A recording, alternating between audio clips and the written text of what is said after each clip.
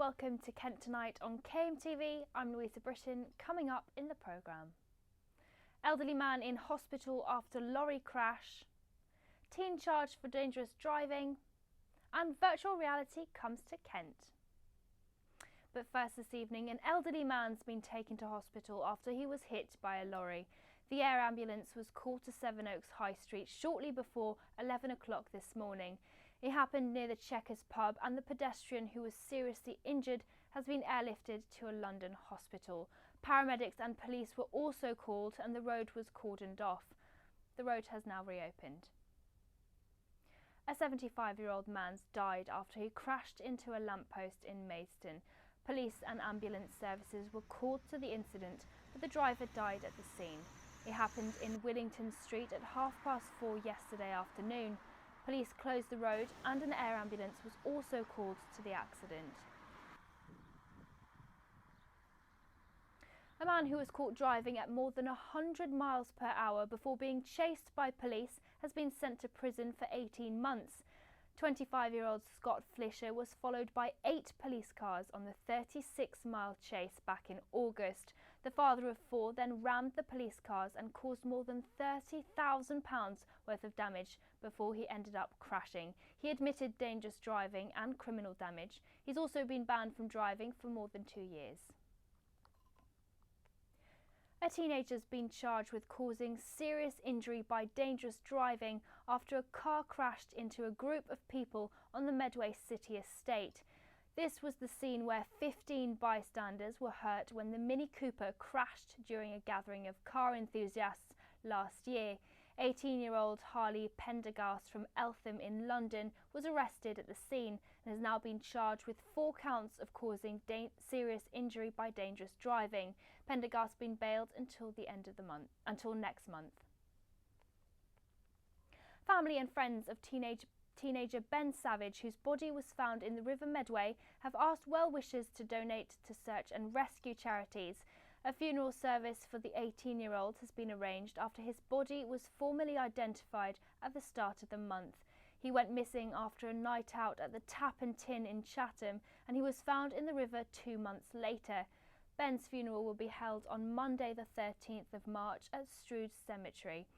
His parents have asked for donations to be sent to the RNLI and Kent Search and Rescue after their dedicated searches to find Ben. Now, fire crews were called to a fish and chip shop which caught alight in Whitstable. Police were also there.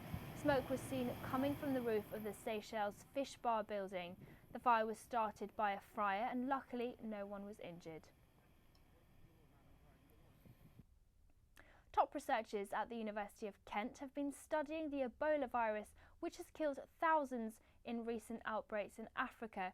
Their work will help scientists across the world better understand the deadly virus. I went there earlier today. It's no surprise these research students have to use computers to study the Ebola disease. Only a few centres across the country are allowed to keep samples of the deadly virus.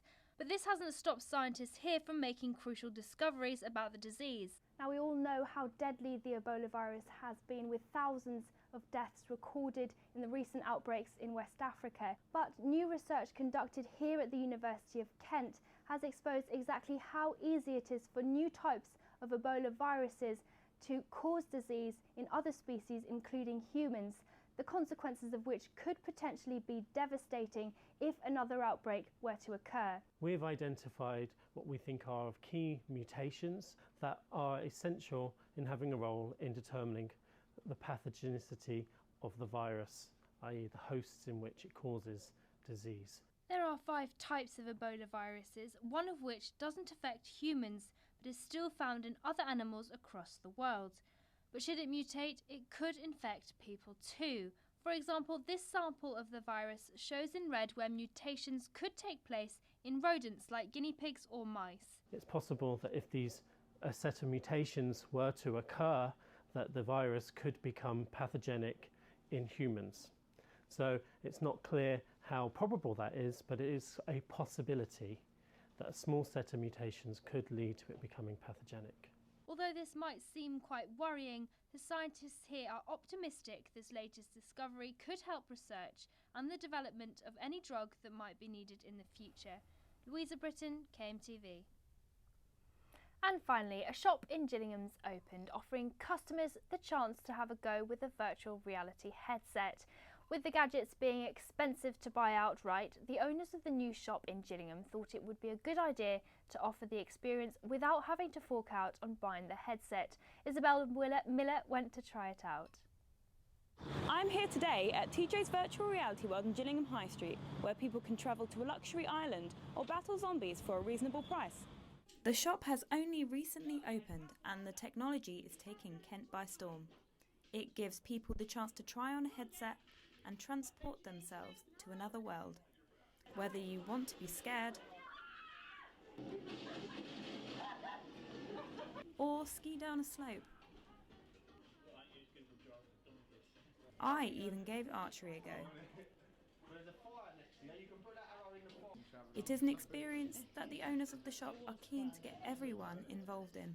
It's such an expensive experience and no one can actually view it themselves, hence why we come up with this idea where people can actually view it and actually play on it and actually get the actual whole experience for just £5.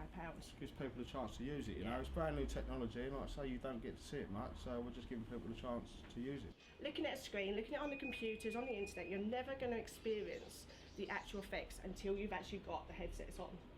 So that's why we've got the shop, just so you realise. Isabel Miller for KMTV. Well, that looks like quite a lot of fun. And now here's Ivy with a look at the weather.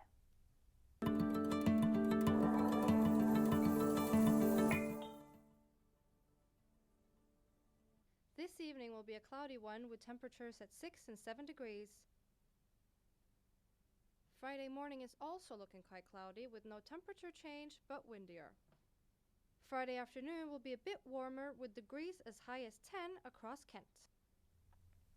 Well, that's all from us this evening. We'll be back again tomorrow with all the latest stories from across your county.